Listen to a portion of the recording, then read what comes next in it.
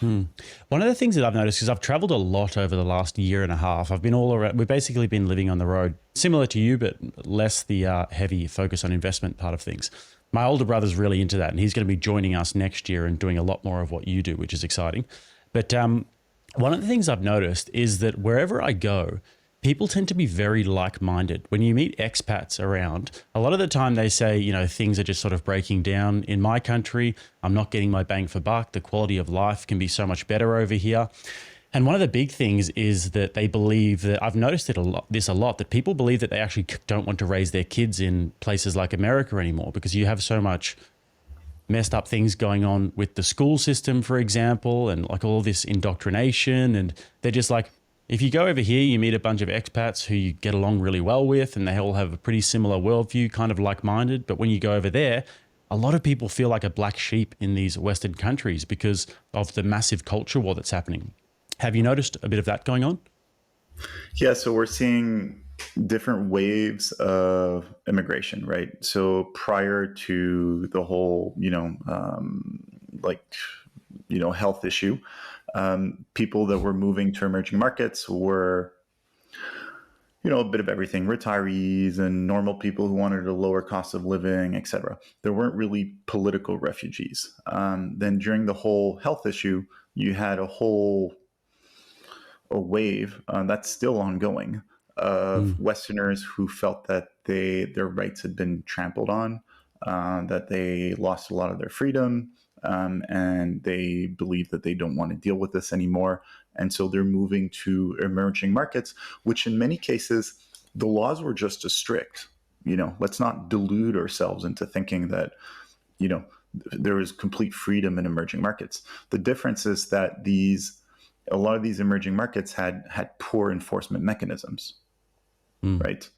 Like the last thing you want in life is an efficient and competent tyrannical government. Yes. Like that's the Yes, last that's thing you very want, true. like Australia, New Zealand, I'm looking at you, Canada. Yes, exactly. And the UK as well, with all of those cameras that they've got set up all Yeah. around London at the moment. There were all these vigilantes going around and smashing the cameras, which I definitely wouldn't totally approve of. But yeah, they had all those people going around. And in Australia, you had literally just during the illness that we were talking about, when I was there, we had people just going around and just doing protests, and the police were setting riot squads on them and dog squads on them. And I know a lot of people who were just like, what the hell is going on? Like what's become of my country? If I go to these places, yeah, I mean, if you mess with the wrong guy, you might end up swimming with the fishies, but generally you don't tend to do that, and you keep to yourself, and you get left alone in a lot of these places.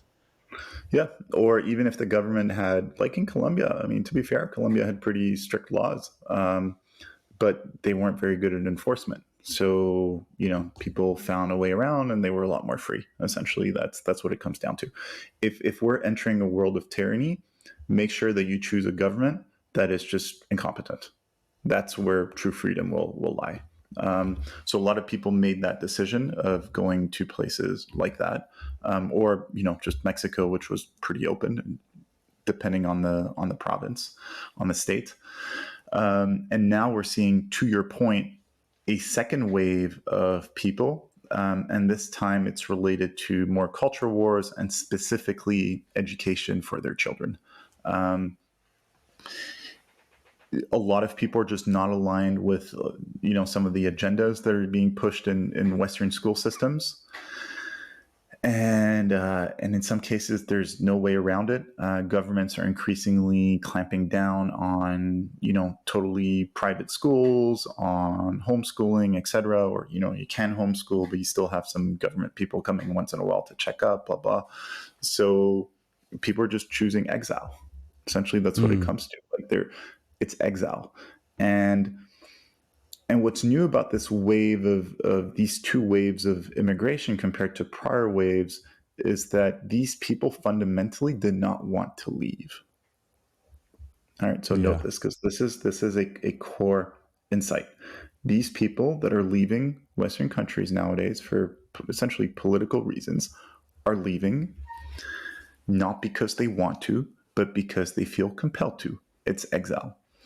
So they are not necessarily as adventurous and they prefer to go to places where there are a lot of people like them around, because they're leaving for a very specific reason and they want to be surrounded by like-minded people.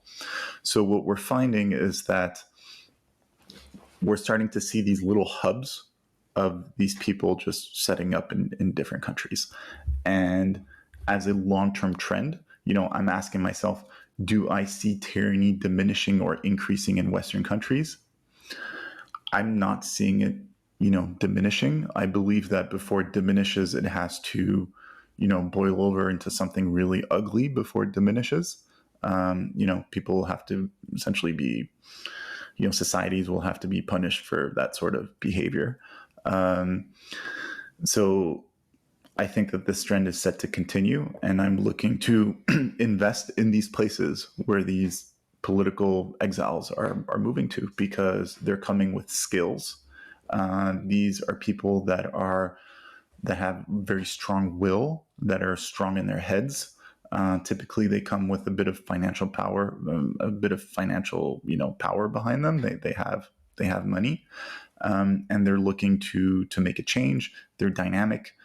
So I'm happy to be investing in places where these people are moving to, specifically real estate, because that's pretty much the only way you can play it, because they're just going to small towns, small cities, etc., small countries. You can't buy stocks there, or the stocks wouldn't be relevant to that flow.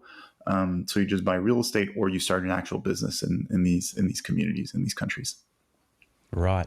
Well, just as an example, when I was in Bali, I just got back I just left Bali about a month ago. I was there for 6 weeks, and the gym that I was training at, I met a bunch of these guys in their sort of 30s and 40s, and they had families there. One guy that had a good chat with was with his wife, and he had 3 kids. And I was like, oh, so like, do the kids go to school here? And he was like, no, my wife just homeschools my kids. And I was like, do you guys have any friends? Do the kids have friends? And they were like, yeah, we've got a whole community of people who live right around us, and we've got a massive social club that we go to every day, and the kids all get homeschooled and they play at the club every day. I'm like, that sounds like heaven. So Bali's a little bit of a saturated market in terms of real estate, but what are some of the other places that you're seeing where these little enclaves are happening? Yeah, so we're seeing quite a lot of people in Europe, specifically Montenegro is turning out to be one of these bases. A lot of people are moving to Montenegro. A lot of North Americans who want more freedom, but don't necessarily want to move to a Bali or Latin America. They want more of a European feel, and it's easy to move to. So a lot of North Americans, Australians, etc., are moving to Montenegro. A lot of Europeans are moving to Montenegro because it's not in the European Union. And during the whole health issues, they were quite lax, to say the least. Restrictions just barely existed and were not enforced. So Montenegro's one. Then we're seeing people moving, sure, Bali, but generally speaking, Asia is not necessarily the place you go to for personal freedom. But for now, Bali's working out for people, so that's great. And then a lot Latin America, so a lot of people move down to Mexico. Mexico's just a bit of a mess, but the advantage of Mexico is that the government does not have monopoly on violence, essentially. So there's a bit of a counterpower there inherently. Right. A lot of people are moving to Nicaragua because they didn't have any restrictions whatsoever during the health issues. El Salvador is a magnet, but it's more people are talking about El Salvador than actually moving to El Salvador. Let me put it this way: the president's doing a great job at marketing El Salvador. A lot of people are moving to Panama, even though restrictions were really tough during the whole health issues in Panama. Tougher than most countries in the world, but people are still moving there because, apart from that, you're pretty free in Panama, and people who move there, they can homeschool relatively easily, though it's technically not possible to homeschool. The reality is, if you're a foreigner on just a residency card, the government doesn't really try to enforce all the school rules on you. And Paraguay is a big one increasingly, especially for Europeans. North Americans, Anglos, etc., are starting to look into Paraguay as well. But Paraguay is a big safe haven for Europeans. So a lot of Dutch people, Why a lot of why French people. Paraguay? What's going on in Paraguay? Because that's not one that's on my radar at all. What's going on in Paraguay? Nothing. And that's kind of the whole point. So it's in the Yeah. middle of nowhere. It's just like it's flat, very low taxes, very low government. I mean, when you're there, you barely see any police. You barely ever interact with the government. You can just do whatever. And it's extremely easy to move as a Westerner. All they want is you to come up with your passport, your apostille, birth certificate, marriage certificate, and relatively clean criminal background check, and that's it. And then boom, they give you permanent. They give you residency, and 2.5 years later, it turns into permanent. It's you can just move there, and life is cheap. So internet's fast. It's the country's a net exporter of food. It's got access to a lot of water. So a lot of people are just going there and starting a new life. It's historically Paraguay has been a magnet for European exiles. There are a lot of they're not Nazis, Amish. the Yeah, the Germans. there are quite a few Germans that moved there. Yeah. But before that, there were religious minorities as well. They're not Amish. I forgot their name, but like kind of Amish-like people that moved to Paraguay that were persecuted back in Europe. So Paraguay is just a place where persecuted people moved to historically. So old habits die hard, and now persecuted people are just moving to Paraguay.